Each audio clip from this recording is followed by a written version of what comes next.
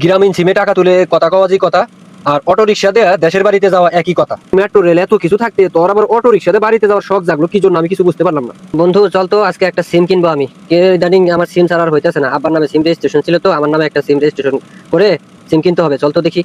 ও আচ্ছা, সিম কিনবি তাই তো? কি সিম কিনবি নিউজ করছস? সিম কিনবো নিউজ করছি, গ্রামীণ সিম কিনবো রে। বাংলাদেশে থাকি, গ্রামীণ সিমে একটু নেট ভালো পায়, এজন্য আর কি গ্রামীণ সিমে কিনতে হবে। আমি একটা জিনিস কিছুতেই বুঝতে পারলাম না, এত পরিবহন থাকতে, এই ধর যে বাস, ট্রেন, ট্রাক এবং মেট্রো রেল এত কিছু থাকতে তোর আবার অটো রিক্সাতে বাড়িতে যাওয়ার শখ জাগলো কি জন্য আমি কিছু বুঝতে পারলাম না। কি রে দোস্ত, তুই কি পাগল হয়ে গেলি নাকি? আমি তোরে কইলাম সিম কিনবো, তুই বলতাছস বাড়িতে যাওয়ার কথা, ট্রাক বাস ট্রেন দেখাস। আমি তো বাড়িতে যাওয়ার কথা বলি নাই, আমি তো তোকে বলছি আমি একটা সিম কিনবো একটা, এই জন্য তোকে আমি বলছি। না তুই বললি না যে গ্রামীণ সিম কিনবি, এজন্য আর কি তোকে আমি উদাহরণস্বরূপ বুঝাইলাম। কি বুঝাইলি বুঝতে পারলাম না, দিয়ে আমাকে একটু ভালো করে বুঝাই বলতো।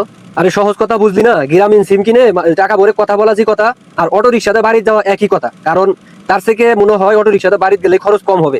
গ্রামীণে রিসার্চ করলে যে টাকা না কাটে, তার থেকে মনে হয় অটো রিক্সাতে বাড়িতে গেলে কম টাকায় খরচ হবে। এই জন্য আর কি বলছিলাম তোকে আমি, বোকা কোথাকার। ও আচ্ছা, তুই এই সহজ ব্যাপারে এত প্যাঁচ মুচুর দিয়ে বাড়িতে যাওয়া নিয়ে বুঝালি, তাহলে আমি এখন কি সিম কিনবো আমি বুঝতে পারতেছি না। সব সিমেরই কি অবস্থা, টাকা বেশি কাটে। আরে বোকা শোন, টেলিটক সিম কিনবি। টেলিটক সিম কিনলে তোর মনে কর যে টাকা ভরবি একবার, আজীবন মেয়াদ থাকবে, এবং কি টাকাও খুব অল্প কাটে, খুব অল্প টাকাতেই অনেকক্ষণ কথা বলতে পারবি। টেলিটক সিম গণতান্ত্রিক বাংলাদেশ সরকারের অনুমোদিত একটি সিম। এই সিমটা তুই যে কোনো জায়গায় কথা বলবি একদম কম রেটে। বলিস কি রে দোস্ত, তাহলে আমি এখনই গিয়ে একটা টেলিটক সিম কিনবো।